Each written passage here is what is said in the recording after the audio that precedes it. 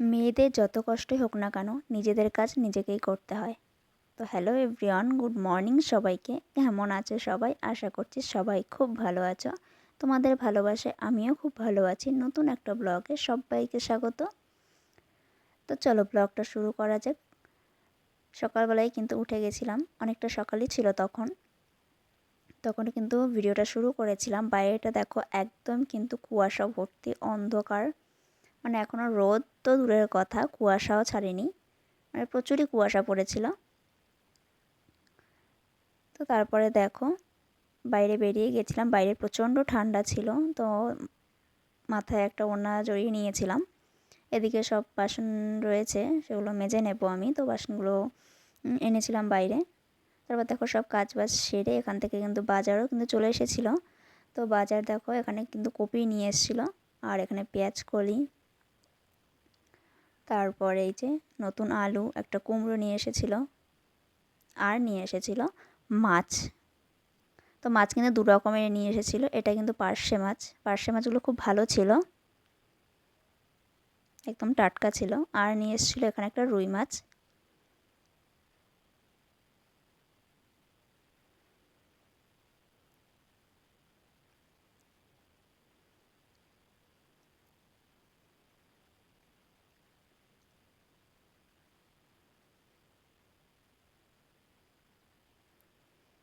তো মাছগুলো কিন্তু আমি ঢেলে নিচ্ছিলাম। তো দেখো কত সুন্দর মাছগুলো, পার্শে মাছগুলো খুবই ভালো ছিল। তো রুই মাছটাও ভালো ছিল। তো পার্শে মাছটা আমার মানে দেখে খুব ভালো লাগছিল। তো যাই হোক, তোমরা কোনটা খেতে ভালোবাসো অবশ্যই কিন্তু কমেন্ট করে জানিও। এদিকে দেখো সব সবজি কিন্তু এখানে আনা রয়েছিল, তো সেগুলো তোমাদের সাথে শেয়ার করলাম। এই পাতাগুলো কিন্তু কেন তোমাদের বারবার দেখাচ্ছিলাম সেটা পরে বলবো, চলো।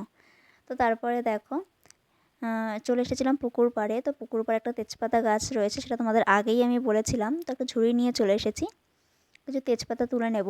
তো আমি এই গাছটা লাগানোর পর থেকেই এই তেজপাতাই ব্যবহার করি, বাজার থেকে আর আনার প্রয়োজন হয় না আমাদের। সেখান থেকে কিছু তেজপাতা আমি নিয়ে নিচ্ছিলাম। সারা দিনটা যে কীভাবে কেটে যায় মানে বুঝতেই পারি না। টুকিটাকি কাজ সারতে সারতে, রান্না বান্না সব কিছুই করতে করতে সারাদিন যে কীভাবে কেটে যায় সত্যিই বোঝা যায় না একটা মেয়ের পক্ষে।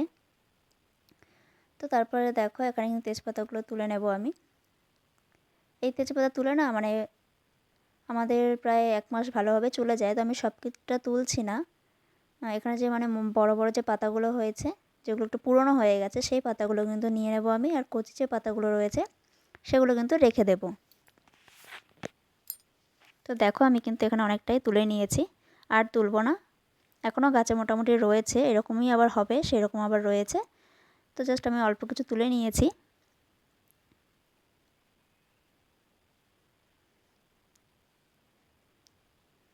দেখেছো এখনও কিন্তু পাতা রয়েছে। তো যাই হোক, তারপর ওই কটা তুলে নিয়েছিলাম। তারপর দেখো একটা গাছে কিন্তু বেগুন হয়েছিল, বেগুনটা তোমাদের সাথে শেয়ার করলাম।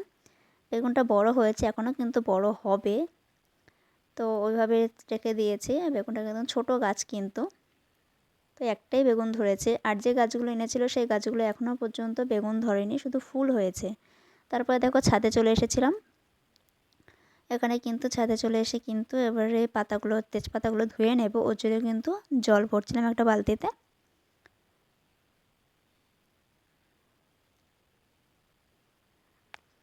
আমি যখনই তেজপাতাগুলো তুলি, আমি এই গাছ থেকে আমিই তুলি, শাশুড়ি বা সেরকম একটা কিছু তোলে না।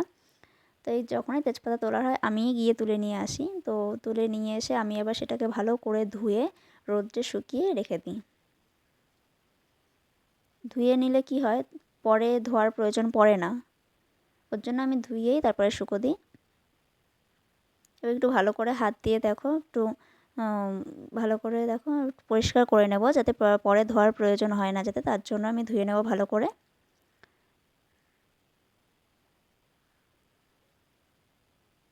তো তোমাদের বাড়ি কার কার যদি তেজপাতা গাছ থাকে অবশ্যই কমেন্ট করে জানিও।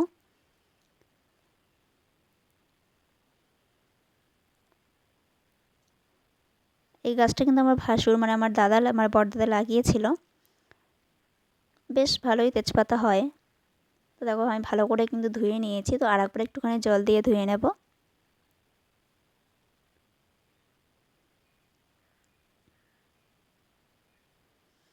তো কতটা নোংরা জল বেরিয়েছে। তো যাই হোক, তারপরে কিন্তু তেজপাতাগুলো আমি ধুয়ে নিয়েছি। এবার একটু জলটা ঝারিয়ে কিন্তু আমি একটা এখানে বস্তা পেতে নিয়েছিলাম। সেই বস্তার উপরে কিন্তু আমি তেজপাতাগুলো কিন্তু শুকোতে দেবো। 1 থেকে 2 রোদ্দুরে শুকালেই কিন্তু ভালো করে তেজপাতাগুলো শুকিয়ে যায়।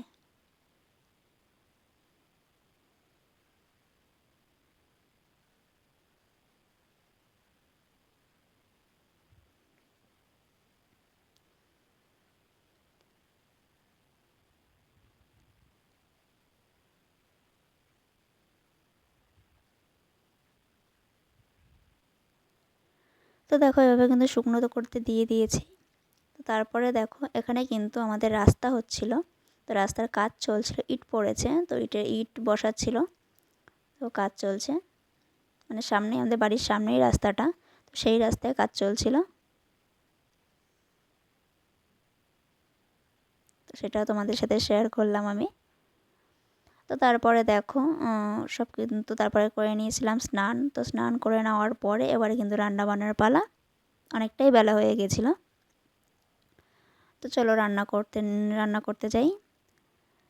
তো কী কী রান্না করবো সেটাও তোমাদের সাথে শেয়ার করব। দেখো এখানে কিন্তু ভাত হয়ে গেছিলো। তারপরে কিন্তু হয়ে গেছিলো এখানে সিম আলু সিদ্ধ দিয়েছিলাম। এখানে সিম আলু তরকারি হয়েছিল, বেগুন ভাজা হয়েছিল। তারপরে এদিকে মাছগুলো আমি কেটে নিয়েছিলাম স্নানের আগে। তারপর দেখো এখানে মাছটা এবার রান্না করবো। মাছটা রান্না করলেই হয়ে যায়। তো দেখো এখানে মাছটা ভাজা হয়ে গেছে। আর পার্শে মাছ কটা আমি ভেজে নিয়েছি, মানে গরম ভাতে খাওয়ার জন্য। মাছ ভাজা খেতে কার কার ভালো লাগে অবশ্যই কিন্তু কমেন্ট করে জানিও। পার্শে মাছটা কিন্তু খুব টেস্ট ছিল। তো ওর জন্য কটা ভেজে নিয়েছিলাম আমি। এদিকে দেখো আলু আর কপি কেটে নিয়েছি, আর কাঁচা লঙ্কা কিন্তু চিড়ে নিয়েছি। কাঁচা লঙ্কা দিয়ে আমি তরকারিটা করব। মানে আমাদের প্রায় রান্নাই কাঁচা লঙ্কা দিয়ে হয়, খুব কম পরিমাণে লঙ্কার গুঁড়ো ব্যবহার করা হয় আমাদের। তো যাই হোক, তারপরে দেখো আমি সেই কপির পাতাগুলো কিন্তু ছিঁড়ে নিয়েছিলাম। এগুলো আমি পরে একদিন তোমাদের রেসিপি করে দেখাবো। পাতাটা বাটা করব। তো যাই হোক এখানে কিন্তু আমি কপিটা কিন্তু এবার এই কপির পাতাগুলো দেখো তো ছিঁড়ে নিয়েছি। এদিকে দেখো সে মাছের ঝোলটা করছিলাম আমি। ভালো করে মশলা কষিয়ে নিচ্ছিলাম। তার মধ্যে দিয়েছিলাম আদা জিরে বাটা। বাটা মশলার কিন্তু স্বাদটাই সত্যিই আলাদা। যারা বাটা মশলা ব্যবহার করো তারা অবশ্যই জানো। তো এখানে আমি আদা জিরা বাটা দিয়ে দিয়েছি। এবার মশলাটাকে ভালো করে কষিয়ে তারপর একটুখানি জল দেব। জল দিয়ে আরেকটুখানি কষিয়ে নেব, যেরকম তরকারি রান্না হয় আর কি।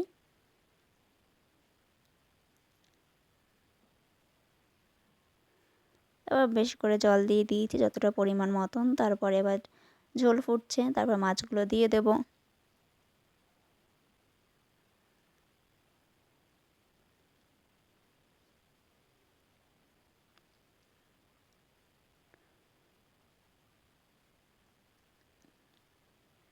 আজকের ব্লগটা যদি কারো ভালো লাগে অবশ্যই কিন্তু লাইক করো, কমেন্ট করো। আর নতুন যারা ভিডিওটা দেখছো তারা কিন্তু অবশ্যই চ্যানেলটিকে সাবস্ক্রাইব করে দেবে। যারা আমার পাশে আছে সবাইকে অসংখ্য ধন্যবাদ, এইভাবে পাশে থেকো। তো দেখো আমার মাছের ঝোলটা কিন্তু হয়ে গেছিলো। এবারে আমি কিন্তু উপর থেকে ছড়িয়ে দেবো কিছু ধনেপাতা।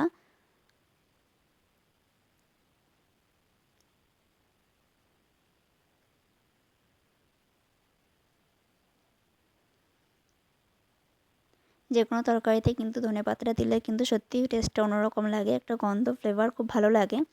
ধনেপাতাটা মানে সবাই আশা করি পছন্দ করো, আমারও খুব ভালো লাগে ধনেপাতাটা। তো কিছু ধনেপাতা ছড়িয়ে দিলাম, তারপরে কিন্তু তরকারি নামিয়ে নিয়েছিলাম। তো তরকারিটা কিন্তু আরেকটা মানে যাতে রাখবো আর কি বাটিতে, তো সেটাই কিন্তু আমি ঢেলে নিচ্ছিলাম আস্তে আস্তে করে।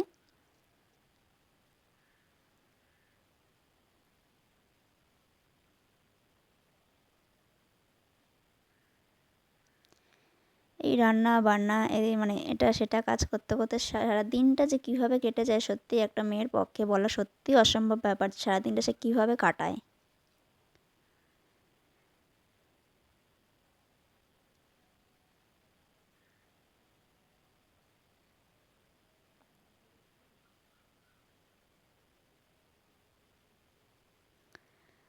তবু তার যত কষ্ট হোক না কেন এই কাজগুলো তাকে করতেই হবে।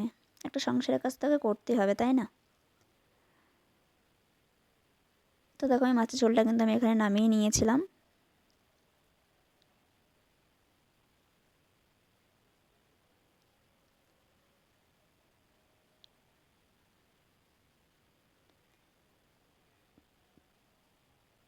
তারপর খাওয়া দাওয়া করলাম, খাওয়া দাওয়া করার পরে এটা কিন্তু আবার একদম বিকেলবেলা। তো বিকেলবেলা কিন্তু আবার বিকেলবেলা সন্ধেবেলা কী করব সেই নিয়ে, তো সন্ধেবেলা দেখো এখানে করেছিলাম কটা ছোলা ছিল, ছোলা ভিজিয়ে রেখেছিলাম। সেই ছোলাগুলোই কিন্তু ভাবছি কী করব। তারপর ভাবলাম একটু সিদ্ধ করে একটু ভাজা যাক, তো সেটাই করলাম। ভালো করে ধুয়ে নিয়েছিলাম ছোলাটা। তো ধুয়ে নেওয়ার পরে আমি কিন্তু এখানে একটু নুন দিয়ে জল দিয়ে কিন্তু ছোলাটা সিদ্ধ করতে বসিয়ে দিয়েছিলাম। তো তার মধ্যে আমি দিয়েছিলাম 2টো কাঁচা লঙ্কা একটু ভেঙে, একটু ঝাল ঝাল হলে কিন্তু ভালোই লাগে।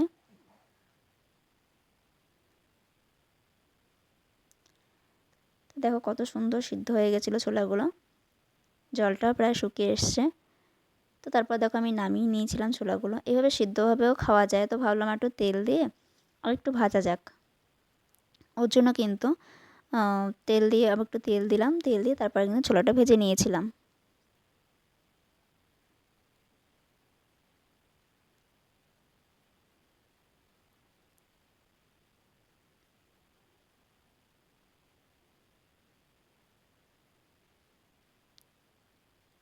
তোমরা এরকম ছোলা ভাজা কারা কে কে পছন্দ করো অবশ্যই কিন্তু কমেন্ট করে জানিও।